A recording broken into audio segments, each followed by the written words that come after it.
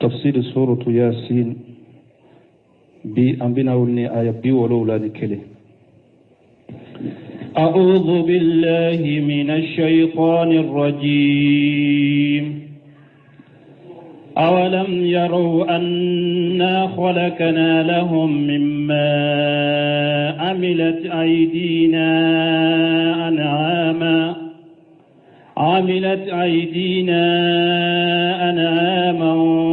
فهم لها مالكون. بسم الله الرحمن الرحيم، والصلاة والسلام على نبينا محمد وعلى آله وأصحابه وسلم تسليما كثيرا. سبحانك لا علم لنا إلا ما علمتنا إنك أنت العليم الحكيم. أستغفر الله الذي لا إله إلا هو الحي القيوم وأتوب إليه. اللهم انفعنا بما علمتنا وعلمنا ما ينفعنا وزدنا علما. biye sibiri suye hijriya bakele ani kemenani ani binani ani nani shahru jumada al-ula ninye hijra sankalo duruna bisuinyo bisabanai miladi nasara ka jate bafula ani muga ani fula sankalo tanu fulanna bisuinyo mugani nani nai ambe bako jikorni gorofula masjid salamu kono. A'udhu billahi minash shaitanir rajim. أولم يروا أنا خلقنا لهم مما عملت أيدينا أنعاما فهم لها مالكون. يذكر تعالى ما أنعم به على خلقه من هذه الأنعام. Alaba fonye masamin korta lendo ayenne ma minke akadam fiunka minye nimbaka nunu allati saqqaraha lahum alaye baga munun kolo hadama denye alako awlamu yaraw ya la hadama dewma yewa anna khalaqina lahum ne ye dali ke hadamadenw ye mimma amilati aidina ni ala boro ye baara minnu kɛ ani ama ni ala ye baganw ye u da hadamadenw ye fahum laha malikun olu bɛ bagan ninnu mara yala olu ma ye ni ala ye baganw da hadamadenw bɛ bagan ninnu u b'u mara. Qala qatadatu muti'una qatadatu ko malikuna muti'una nu bɛ se bagan ninnu la ay ja'alahum yaqharunaha wa hiya jalilatu hadamadenw bɛ bagan ninnu karaba bagan ninnu kololen bɛ hadamadenw ye. لا تمتنوا منهم بغي يرتي سكا يربل هدمدنا أقولون به هدمدني بل لو جاء شغير إلى بئير لا أناغه ندب سنفتني نانا نعملا أبابري ولو سا لأقامه وساغه ني أدياراي أبي نعمي أبا ننجر سما أبي ولي أبا سما وجاك جليل منقاد معه نيامين كولولي أبا يركولو كا يرتو دمسن بولو وكجال لو كان لقنتار 100 بئير هري والناكرا نيامي كمدفنا أو أكثر وبمن كتشوية لصار للجميع بشير صغير نيامي كمدي وبمن كتشوية ni demisen fitini yi wundun juru siri ɲɔgɔnna n'a ye kelen mina a bɛɛ bɛ tuga ko ɲaamin bɛɛ bɛ tuga ko ɲaame kɛmɛ min ka ca n'o ye a b'a bɛɛ sama ka taa balimaw ni ye ala ka kɔrɔli dɛ k'a sɔrɔ ɲaame kelen filɛ ni ala ye fa don a la ambe desa la bekew mi kungo kono fende harika minaka kanso mo te salafona e marafaci ala abese ka dugu be bilanye bebi renyini me ala ya ke ka kolanye densen fitini ba mina aba biri aba wuli aba sama abe yalaka ninya ala kan masani ala kan nema de na ya ke hada madenye وظللناها لهم فمنها ركوبهم ومنها يأكلون وجللناها لهم ala koko alaye baganunun kolo hada madenye فمنها ركوبهم bagan do be abe yele uluka ay minha ma yarkabuna fil asfar wa yahmiluna alayhi al asqala ila sa'ir al jihat wal aqtar bagan nunun do be abe yele uka akata mawla abaka dun girimanda uka fana kabo dugu kata dugu kabo fa kata fa dugu ni dugu fa ni fa wa minha ma yakuluna insha'u wariyato ko wa minha yakuluna bagan do be fana bagan fana do be na adiyara wiye wakati mi abe ulukan tige abu sogodu ni nyame do aba kan sogo aba sogodu ni nyenne ma de ni ala ya ke hada madenye ولهم فيها منافع ومشارب أفلا يشكرون ولهم فيها منافع أو بغنن نفاچاما ورب أولا بغولا من تك يلوكا من تك أسغدو من أوصافها ودوشي سغاشي أبسك سغاين سيفنا أبسك كوفي كاشيكي ewa mina unye kake dila unye kake doloku uye abo fana ke wa ubariha wabaru bebe nyame dela nyame fana si abese ku si ko fe kasi mbwala kasi nken na fawre wa ashariha minye ashariha sharo bebe badela banu no fana si abese ku ko fe asasan wa mata ilahin abese ku ke mina unye ku kedda mu fewnya awere kata akasa ya wati ni nyenne ma de bagan nunu nani ala yoke awye bagan kibariya o masariba ani mi fende mi femba wiye fana kabo bagawna min albaniha wa buwaliha mi femba wiye kabo bagan nunu fana ma doye munye nono abe bagan nunu nono fana biri ko du adu be wa abuwaliha abu sugune mi lima yatadawa wa nahwi jalika nabia yire furake no yona nyona nyame sugune fule nyame maralaw bado aka sugune fura de do banaw doye misi sugune fura doye banaw doye donc mi fembe awla ka bo baga nunu fanala mi nye unono e ani nu munye usugune naba mi pura yire furake no ona nyona afala yaskurun ala ko la hada madon awuten nimbe barka da ala ya kala kelemto bato ay afala yuwahiduna qaliqa zalika ya la masammi nyen nununda awto o masake kelenye bato lawa ato kelempe bato akana foy faraka o musaqqiru wala yushrikuna bihi ghayrahu masammi nyen nununda wiye kanunu kolo awye awten ni ala ke kelenye bato la aka kelemto bato akana foy faraka wa akana tana faraka a kelimto de ni nema kyawe munna awte abarikada ka kelimto bato akana foy faraka واتخذوا من دون الله آلهة لعلهم ينصرون يقول تعالى منكرا على المشركين ألا بافني مسمين كرتا لننابا ننكر يا مشركوك في اتخاذهم لأنداد آلهة ni mushriku ye bato fi nguru mina ku bato kafara alaka alihata mallahi yabtaguna bi jalika an tansuruhum tilka alihatu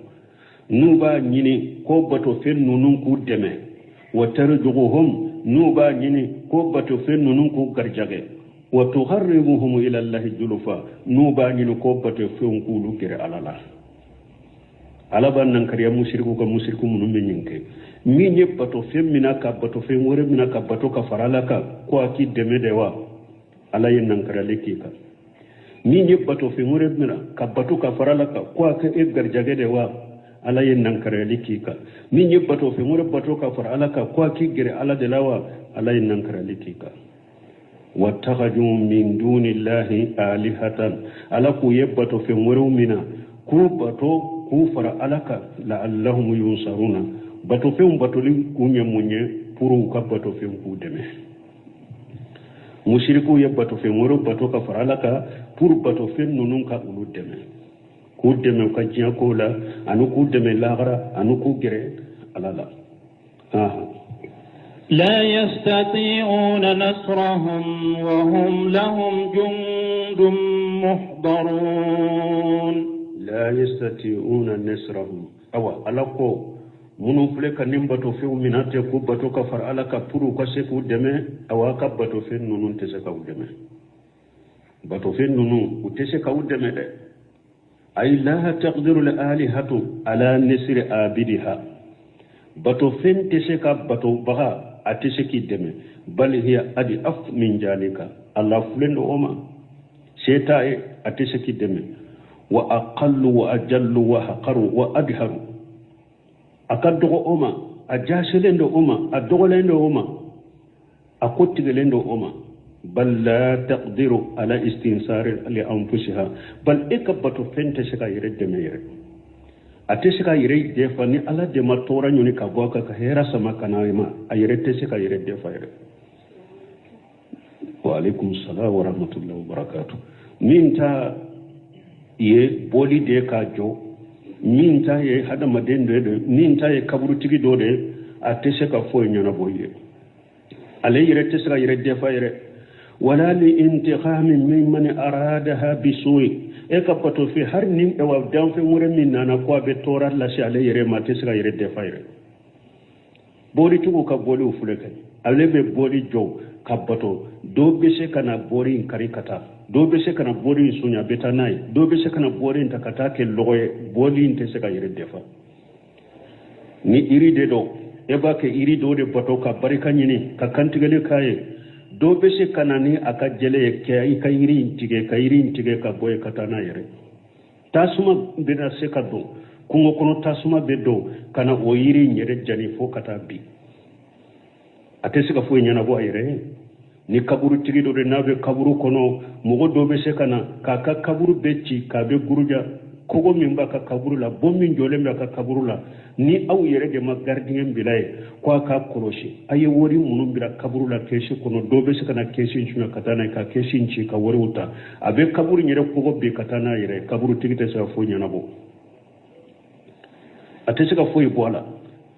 donc abakam kamuno farala ka utese ka aw deme ni mugo minya la nyine ko yibe ko jugo ke wulula ulu tese ko yere defa fana li annaha jamadu la tasma wala taqilu parce que ka boto fi undo wuli fule de jamadu de nintala hakili tala ate femme hakili to la ute femme o be se ka yere defa chugode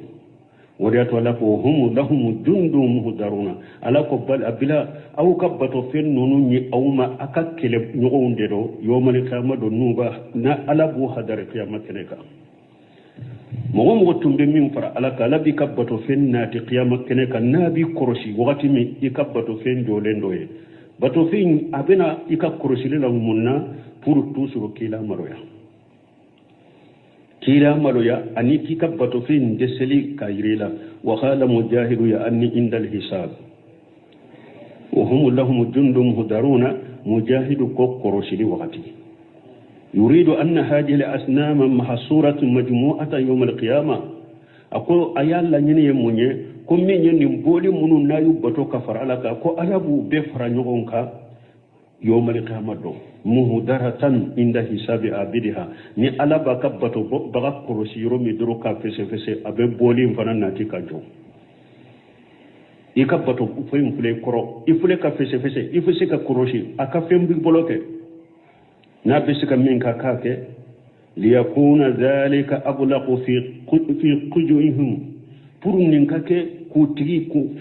fi hujunihim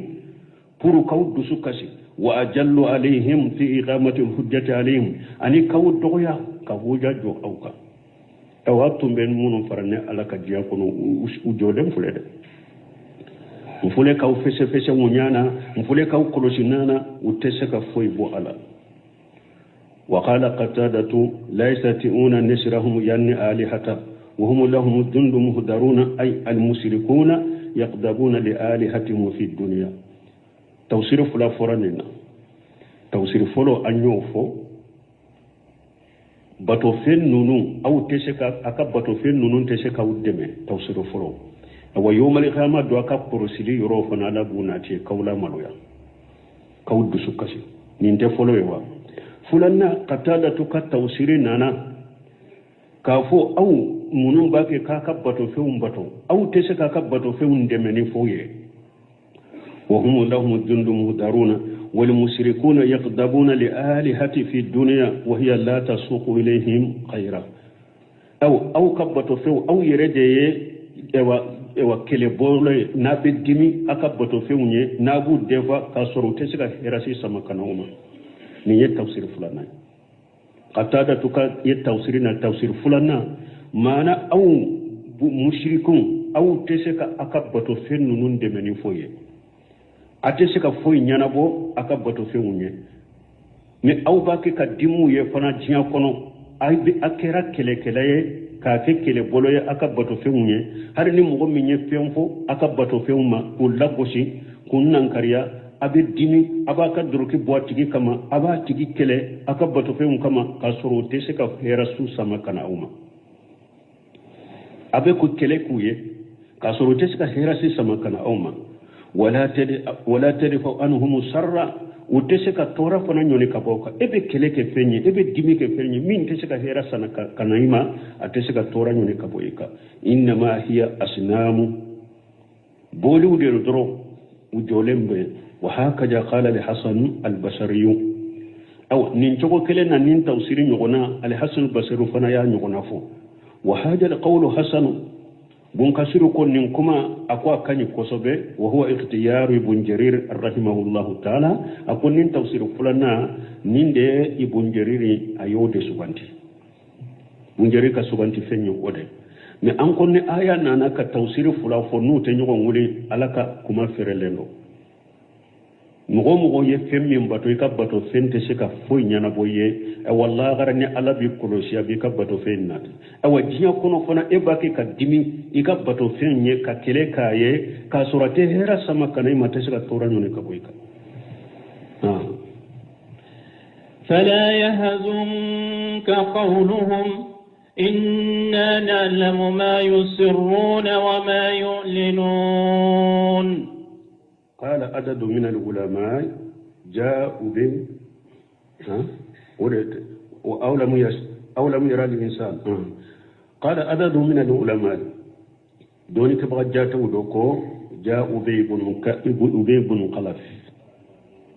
جاء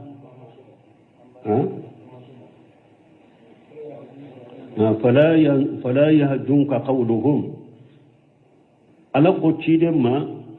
mushrikun ka kuma akani dusuka ay takjibuhum laka wa kufruhum billah mushriku buka galonti galiminna uye kafira limin keniye o kani dusuka inna na'lamu ma yushiruna wa ma yu'allinuna ne ala ube fengo fengunda ube fengo fembange mba bedo ay nahnu na'lam jami'a ma hum alayhi mushriku be fengo fenka ne ala babedo wasanijihim wasifahum wa nu'amiluhum ala zalika awanne ala bu saraw kam man kutula mbu bara nyonyani ukalla halay yawma la yufqiduna min amalihim jalilaha wala haqiraha domin nutu kabara shite manke yajbara minka fitina kumba shite manke wala shaghira wala kabira bara fitina kumba bal يؤردون عليهم جميع ألبو كبارو بديرلا ما كانوا يعملون قديما وحديثا وتنبي في مبارا يمين كاكورو يمين كورا ني ألبا بديرلا قيامة كنكا دونك مشركون ube kuma munun fuye uyi galantigali minke uye kafirani minke niye cide muhammadu ukani dusukasi inna na'lamu ma yushiruna wa ma yuwaddinuna ube fengo fengunda ne alabato bara keta ni bara gundola madero bara bangali do mbato kuma gundola madero kuma bangali ne alababe do yomle kama do mbu sarabela أولم ير الإنسان أنا خلقناه من نطفة فإذا هو خصيم مبين أولم ير الإنسان ألق هذا مدين ما يوى أنا خلقناه من نطفة ne ala ya hada maden da kabo ji fitini ji jasile ji fitini la waji maniji faija huwa khashimun mubin wa hada made e dara kabo ji fitini de la wa hada made nya yire soro ne ala kele bagay kele min fana bangalengo ne ida kabo ji fitini de la e yire soro ne ala kele bagay ika kele min fana bangalendo kana ne alama don ka ba jatu do ko ja ubay ibn khalaf la'anahullah ila rasulullah sallallahu alaihi wasallam kunni aya jigi sababu ube sababu fulafo sababu folo ko ubay ibn khalaf ko anana cidema alaka dangabe ubay ibn khalaf ka anana cide malaka tanuna kishibe ciden ko fi yadihi ajimun ramimu kolo doba bolo kolo min korola wa huwa yaftituhu ويجريه في الهواء أباك كقولي كأمونيو أبولولا كأسورو في نفسه كقولي مغون أباك كونيو فينك أبولولا بيش أبولولا كمغوبو كأسورو في نفسه وهو يقول أباك كفو يا محمد أتجؤم أن الله يبعث حاجة محمد أباك كغلوفو كولا بنيانا مير الله abe kolota ka kolo koro abata ka amugo abolola ka suru finyefe abe sagi ka fuko muhammadu eko ala be sagi ka ninda qiyama ka kunu qala sallallahu alaihi wasallam alaka ciden ko alaka tamuna kishibaka nam ako nya foke nin kolo nya foko ala be ni nyana ma yaba kunu lagar yumitu kallahu taala emi nyere fule ninye ala bi faqa ثم يبعثك وكفي على بيكونو ثم يحشرك الى النار وكفي بي فرجون كتا تسماما على بي فغا بيكونو ابي سغي كي سما كتا تسماما فنا ونزلت هذه الايات من اخر ياسين كن كيلندرو كن ايات جدنا سوره ياسين لبنا اولم يرى الانسان ان خلقناه من نطفه الى اخرهن kata aya nunu labanna wani ibn abbas radiyallahu anhuma sababu nujulo fulana anana ibn abbas bulala ka je kabu fula be ma qala inna li asa ibn wa'il akaja ajaman min al batahay wal aisa ibn wa'il batahay yede kene jene kuma kayro dobe ko ale fanan nana ka kolota fa fattahu fi yadihi aye kolo moño abolola ka mugubo summa qala rasulullah sallallahu alaihi wasallam o kofe ko alaka cidema ayuhi illahu haja bada ma ara ako alabe ni nyana maya ikelen kofe ka kolo nyakera chokomi komi nyabala chokomi alabe ni nyana maya nin kofe wa qala rasulullah sallallahu alaihi wasallam alaka ciden ko alaka tamuna kishibaka naam ako يميتك الله ثم يحييك ثم يدخلك جهنم أكو على بفقا وكفى بإن ينميا وكفى بإن جهنم تسمكم قال فنجرت الآية من آخر ياسين بنبس كوني آية جنا سورة ياسين اللباقو الجنا أقما وعلى كل تقدير تما بنكسر نونو فلافاقو أكيرا تشكو سواء كانت هذه الآيات قد نزلت في أبي بن خلف أو لآسي بن وائل أو فيهما فهي عامة في كل من أنكر الباس أكو أكيراسا أكيراسا آية جينا أبي بن خلف ديكا akera sawa aya injigina le Aisha ibn Wailika akera sawa aya injigina fula bedeka ko aya koni gorobalin de amude do mogo ye saka kunu de nankariya fo kata jengule aya kambima wadiato tafsir kira ko al ibratu bi umumi lafzi la bi khususi sababi ko jate be kuma la bolin de ka jate te kere yalika kunni aya jigina karasa de ka jate to kaw ni mogo yo o karasa ka kuma nyogona fo ube ni mogo yo karasa ka ke wala nyogona ke qur'ana aya kambe e fana ma fo ka jawli donc ni aya be beta mogo na yesaka kunu de nakari wal alif wal lam fi qawli ta'ala awlam yara al insanu lil jins ako alifun lam mun fulen kana aya yinna awlam yara al insanu akambe jins lil jins akambe hada madende madro ya ummu kullu munkir lil bas mogo yesaka kunun nan kariya aya imba bedeta fo kata jewuli mogo saka kunun nan kariya libi bolo ni aya ba beta aya kambe e fonama ala ye edda emaye ala ye edda kibo maniji fitinina e yi yere soro ala kele bagay ko ibe ala kele akamba bedema anna khalaqnahu min nutfat fayajahu ghashimun mubin aw lam yastadillu man ankara albasa bil badaya lal iyadati lanyine munye ni ala ko aya kono anna khalaqnahu min nutfat fayajahu ghashimun mubin yala ya hada madami yesa ka kunun nan kare yala e majjate minani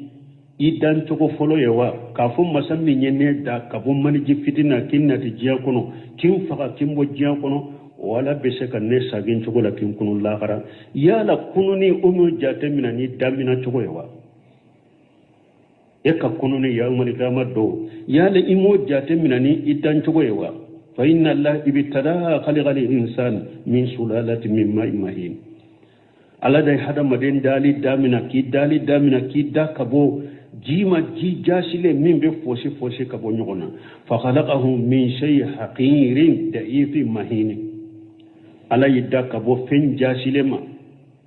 femmilla fulendo kama qala ajja wa jalla kumi ala yare yafo ayawre kono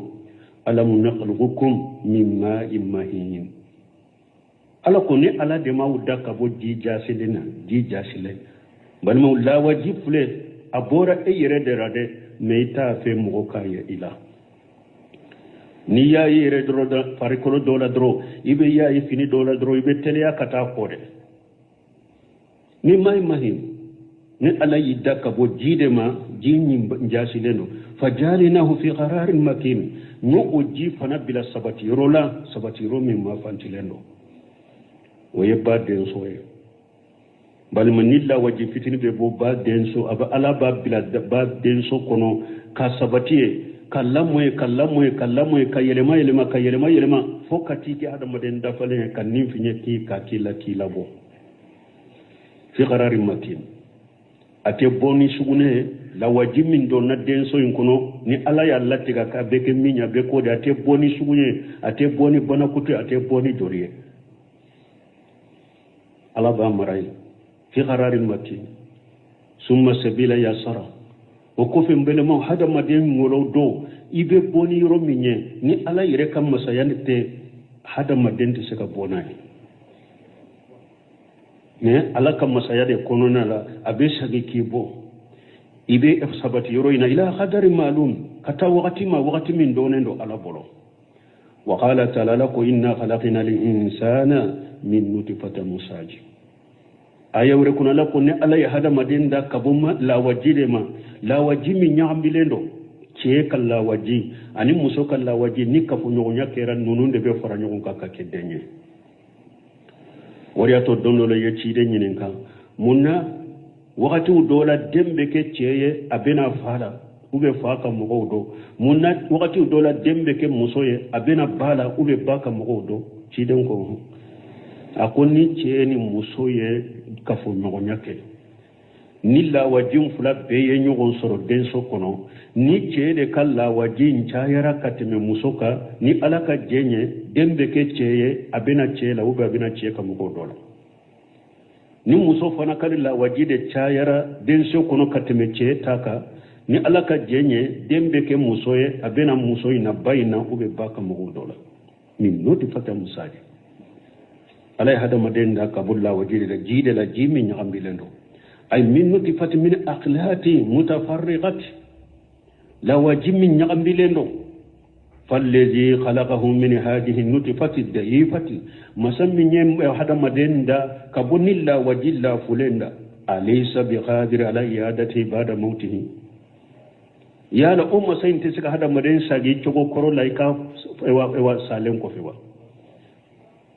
ala min yidda ka bonnin jifitina kina te jiya kuri tun te jiya kono ya la o ala te seka isaji I chogo korola ika ewa fatuli kofewa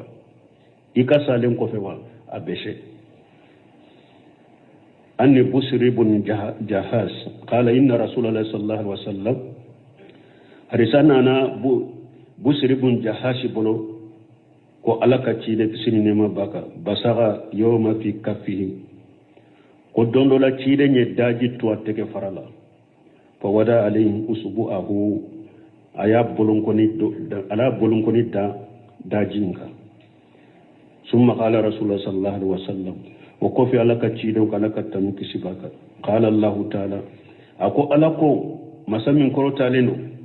ibnu adama alako adama de ato ajijini wa khari khalaqatukum min misli hajin ibn ala de la dese konte seki sagi to korola qiyama ne yidda ka bonni nyogona dem ci dem bolo dalembe daji ka tege farako ko ala ko hada madde ibn ne de la dese konne te seki da kurella gara ne yidda ka bonni nyogona de la hatta jasa waituka funyi dala kenye wa abdalituka nyitile masaita baina burdayka itara tama ika kompile fulani nyogonche ika fini fulani nyogonche wolile ardi minka waidun nyidugo kolo kema obita iboka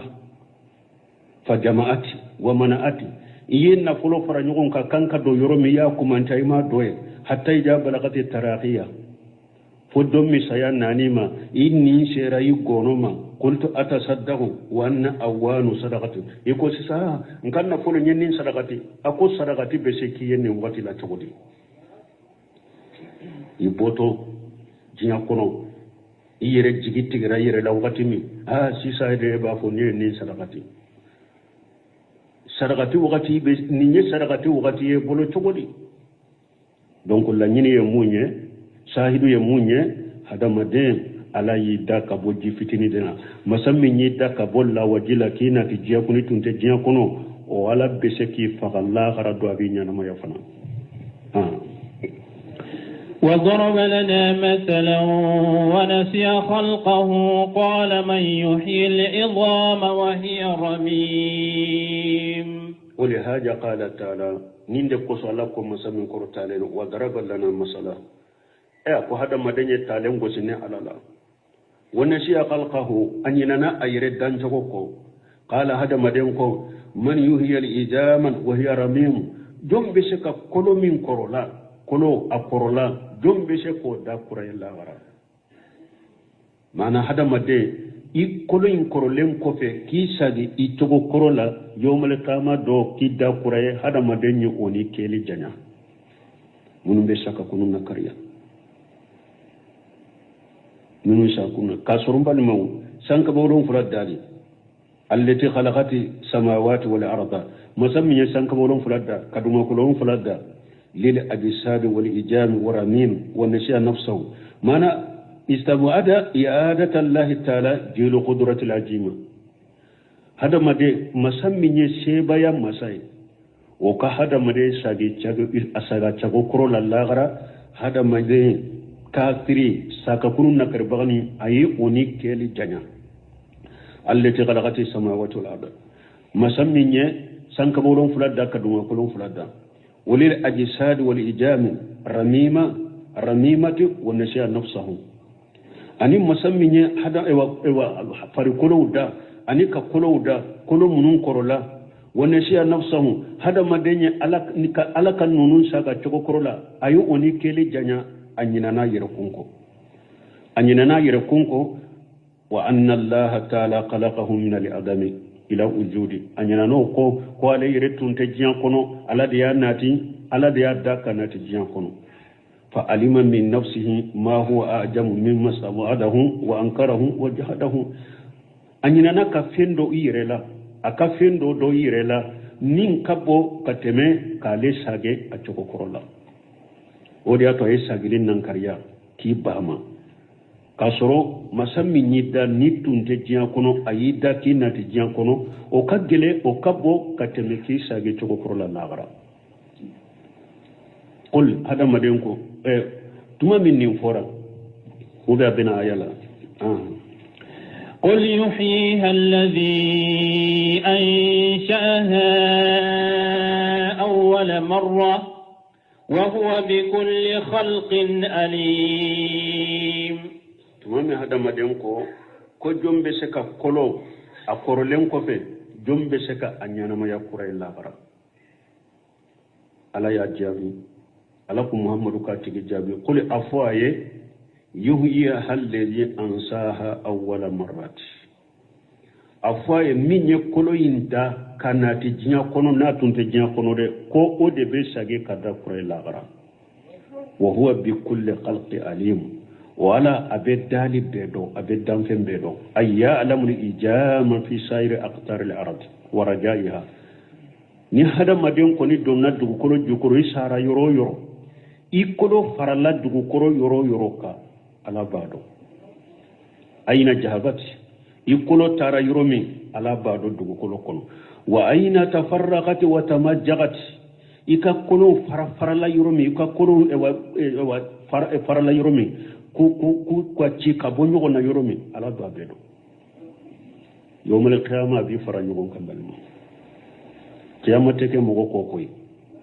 isara iri de kaw isara kungo kono na de taw isuma do kungo kono feunde yuddo itora jire kono tasuma de janiyo qiyama kene teke mo shiko ifari kolo tara yoro yoro ikolo tara yoro yoro dugu kolo ko kanaka dugu kolo famfala ala babbe yoro do qiyama do kun fayakuna bebe farangonga faidahum qiyamu yanjuruna hada madum bi yoro soro qiyama keneka ube qiyama keneka ko siralon ubullaje wuri ato nana ko je fata bolo ako samaitu rasulullah sallallahu alaihi wasallam yaqul ko alayya me ciden ba fo alaka tanuna kishibaka inna rajula hadarahu limaut ko ceedo de no nin kera mo de munun temenanye saya nanama falama ya isa min al hayat awsa ahlahu tumami ale yere jigiti gara kwate bo banaina tenyana maya ayewo shaka kademba yayi ija ana mitu fa ajma'u li hataban kathira jajla akunnin sara ayellogo chama faranyogonka summa awqidu fihi an-nara na yellogo faranyogonka be tasuma mine logoyina summa awqidu fihi an-nara abe tasuma mine logoyina hatta ida akalati lahami wa khalasati la ajmi abentu suta kindo tasuma inkono tasuma inkin fari kolo bejjani katanka koloma ka kolo bejjani famsa hasasu faquduha donc ni ayinka kolo wujjani ayinka kolo mina ayinka kolo mugu ayomi aya mugu na ya mugu bo ayinka kolo mugu mina faduquha aku ewa usunsu na yinka kolo wujjani ka be fara nyogonka ayinka kolo wuta ka be susu fajuruha fil yammi aka be suru baji kono fafalu uyenninke fajamallahu ta'ala ilayhi ala yecheyin be fara nyogonka kana yerema summa qala lahu o ko fi ala ko cheyima lima falita zalika akum munna yenninke qala min qashiyatika ako ala nyenninke ka siranya de kama fa ghafara Allahu lahu ala ya farama وله ألفاظ كثيرة وأريا أن صحابة آخرين بني حديثا ناتشو تامن بالا أنا seba weru bulo minin ten nunu nye na cogo caman de be harisai na cogo doye munye nince tuma misaya nanama aye wasiya ke aka dawunya ko nin sara aye su jani nka bugurun jew aka do suru finye no fe finye katanai aka do suru bajila ni ala sera kan ne kunu khiyama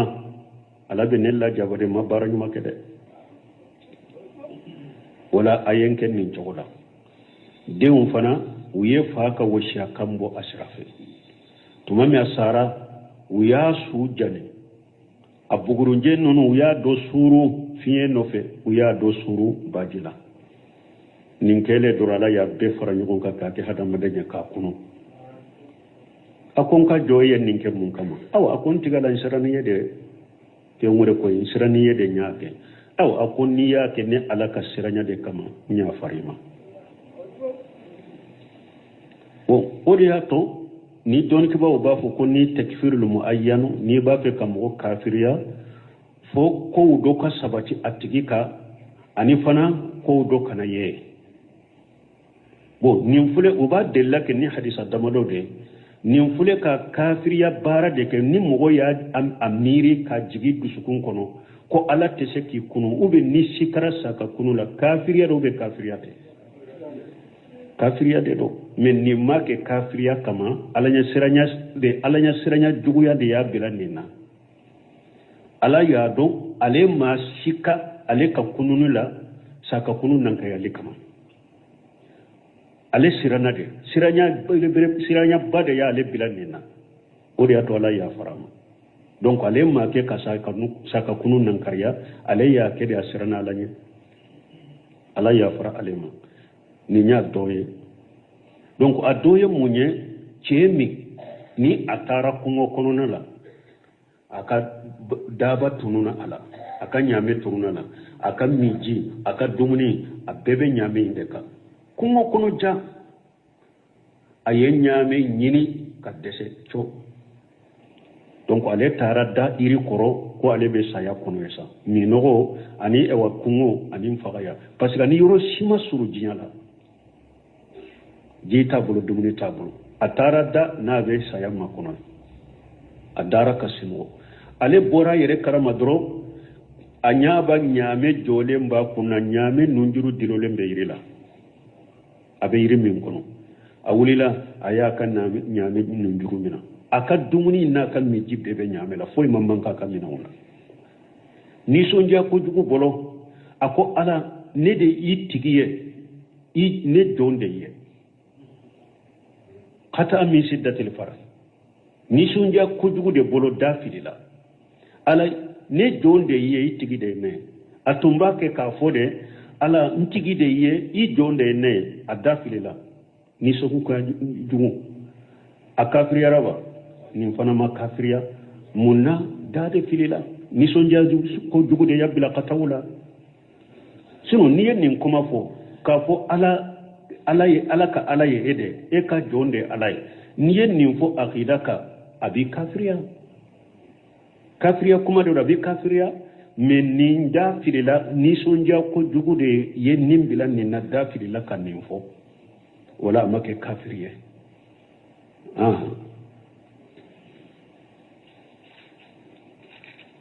ayato be awbe الذي جعل لكم من الشجر الأخضر نارا فإذا أنتم منه توقدون الذي جعل لكم من الشجر الأخضر نارا على دي مسايفنا ناي إري كنما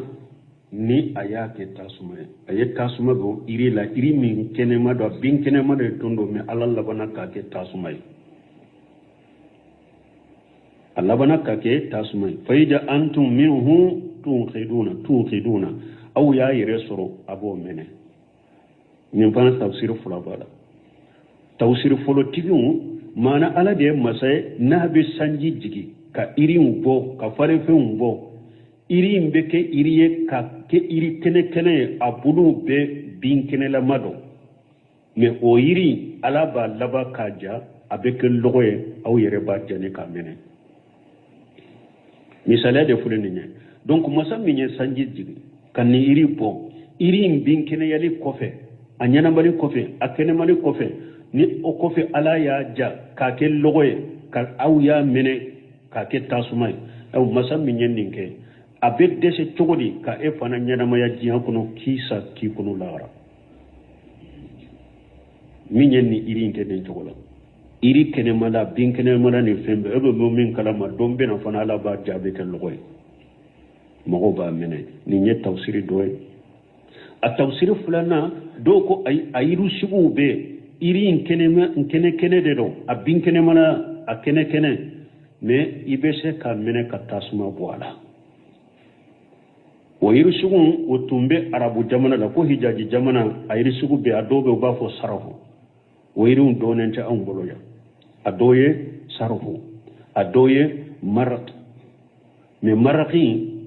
nye al olaje oyede amba fo min ambe min ke gese na be feresha wa fo tenjegete ma do bamana kanye munye ha shirin maraqi yode ani wal afari fana yiriye ma ado an kayru laya do ni iri sabatum be hijaji jamana na iri fula akene mado ewa bele sugu dobe uba fo jinadu mo munu nya burusuke ka korcho korwo be nonondo uba fo jinadu o bele sugu bele fula ni be kumo kono na la tasuma ti bolo pew ni gosi nyogona tasuma be bo al jinadu ibe tesika tasuma menena ni yette pado ni nyogon che doro ko forte nyogona ube ko gosi nyogona rek ibe tasuma so donc arabu bolo no be kuma kono na o sugutu bolo ni iri sugu fana tumbu bolo ye ni iye iri ndotige ka adotige ka ke komi kala ka forta kono na sofera dro be tasuma mene tasuma be boala na sofera dro tasuma be boala donc do ko aya kala nyine ode masami nye iri kenema abin kenema la de do ne ebe afu forte nyogo na katasuma boya kuna be tasuma mene iye ka jinadi sawa abes katasuma mene ye kumi bele sugu munumbe na be tasuma mene nayi wa wuriya haja ani ibn abbas radiyallahu anhuma donc nin tafsir min fulani nye uyenni ma fulaka bo ibn abbas bolo o fil masali anana misali yala kulli sajari naru ko ewa tasuma be iri be ko tasuma ba kono wa astamajadda al maraqu wal afaru comme minni al maraqu wal afaru ko ulude ka tasuma kabo ulude ka tamiri utoka sino ko iri be ko tasuma ba kono wa qala al hukama findo nan ko o fi kulli sajari naru illa al qab ko iri be ko tasuma bala fo iri sugumo uba fo ma qab ko tasuma to odela sino ko iri be ko tasuma bala donc aye tawsir fulan famu nin fanala tawsir folo ala debe iri binkene ya mali kofe ka keneya a binkene yali kofe a keneya yali kofe ala baja au bake logoy kamene ala de masay na yendinke tawsir fulana ni mafulana buna bas bolo ala de masay iri kene ni fulede a kenema fulede ne ibese ka tasuma mene ka bola abese ka mene tasuma ala ba mene tasuma be bola donc nin tawsir fulade nana nin fanala bon nimbe ala ka sheba yana kan masaya da yira nin tawsir fula kera keleye la nyini munye masammi nyen ninke o ala bese ka hada maden kunu la garafana أوليس الذي خلق السماوات والأرض بقادر على أن يخلق مثلهم بلى وهو الخلاق الأليم يقول تعالى منبه على قدرة الأجيمة في خلق السماوات السبع بما فيها من الكواكب سيارات وصوابيت والأراضين سبوي alabe masala ba fonye ya masamin korota lendo ka hakiliji aka sheba yala anak masayala ko ale ala de sanka ba wolon fulata ani fengo femba kono dolo munum be boli ani dolo munum be sabati ani dugma ko lolon fula wama fiha min aljibali wa rimali wa bihari wa qifar ani dugu kolom naka ewa kunu anaka ewa bele tintum anaka bajum anaka kungo konona ko ale de yo fanada wama bayna jalika ani munum be nonuna ni nyogonje murshida ila disidlali على إعادة الأجساد بخلق هذه الأشياء العجيمة من نونم بلا يموني على ينونم بفود كهذا مدم بلا شراء كايرلا كم مسمين نونم كو على بشك إدى قرآن الآخرة كيسا جيتو كورلا وريت ولكو أوليس الذي خلق السماوات والأرض يا على دم سانكبا أولم فلادا ani danfe munun ba kono wa ni yala ala de maduma ko lolon fulada ani danfe munun ba kono ni yala ala minye nununda bi qadirin ala yakhluqa mislahum yala o ala tise ka awda ka usaga chugo korola la garawa ala minye sanka boron fulada anaka danfe ala minye duma ko lolon fulada ani danfe munun ba kono yala o ala tise ka awu nyogona fana dalla garawa abese ka fana dalla khara ka saga to korla wodi ato ala yere jabudi ako bala ala bese masamminye sanka bolon fula dana ka dolon munum be boli munum be sabati masamminye duma kulon hulon fula da anaka kulu anaka tintimu anaka bajun anaka kungo kono nawo bala wala bese ka uda kure yawmal qiyamah ka kunu wa huwa al-qallahu al-alim ala ye dali kela baye qallahu shighatu mubalagha ala de ye dali ke baye aw al-alim ala de doni masay wodi ato ayawre kono ala ko la khalqu samawati wal ard akbar min khalqi nas ala ko sanka ba wulon fula dali duguma ko lon fula dali o kabbo hada maden dali o kagele hada maden dali وديات ولا قوى ولا أولم يروا أن الله الذي خلق السماوات والأرض آية وركون على قيال يكون هما مسمى يسانك بولون فلادا كدوما كلون فلادا ولم يأيا بخلقهن أما الشيء قدالي لفنا بقادر على أن يحيي الموتى يا لا ولا تشك سونيا نما يوا بلا هو أبسه إنه على كل شيء قدير على بسه فين بلا بلا وهو القلاق العليم إنما أمره إذا أراد شيئا يقول كن فيكون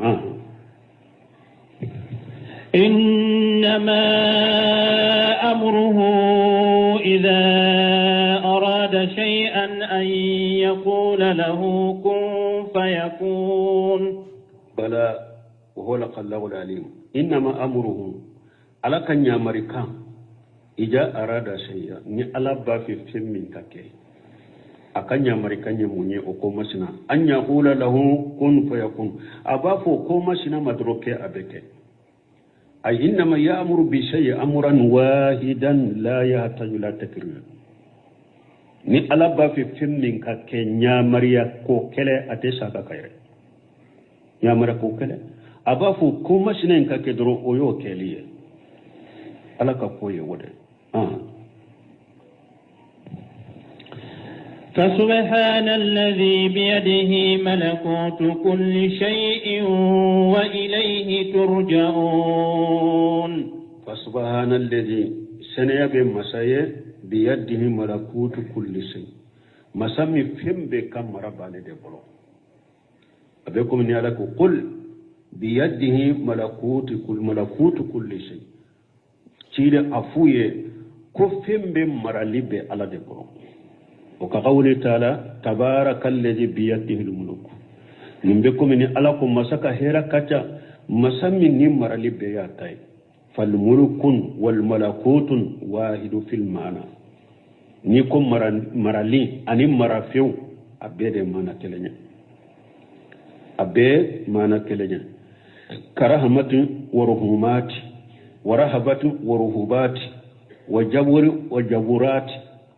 ومن الناس من جامع أن الملك هو العالم الأجسام والملكوت وهو عالم الأرواح بنكسر كدوكو ko muluku ani malakutu kute kelenya mana malakutu abe kum bun kasir bake ka tafsir fula fawiye doni ke bawiye koro fula fala koro furo ako malakutu ani malaku be mana kele marafe maralikelay alade marafeun kam marabagay alade fu be mana tele ako do fana ko maliku ani malakutu te kolenya ko maliku huwa alamu al ajsami ko maliku ye ko ewa farikolo marabagay alay ni ko maliku farikolo marabagay alay wal malakutu huwa alamu al arwah ko malakutu wayere niw ko niw marabagay alay do ko maliku ani marakutu ko be gonyo ngoro wa shahihu al awwalu akum min ka kene min saleno foro inde do malku ani malakutu ubede mana kelenya wa huwa alladhi alayhi jamhur min almufassirin wa ghayrihim akum min jamhur tawsir kalaw fanchama anulu na nyogona wo bode ka ko almulku ani malakutu ube mana kele sura wore bese kata wakati kajja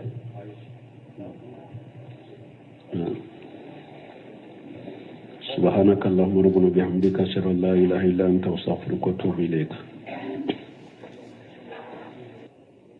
تفسير سورة ياسين.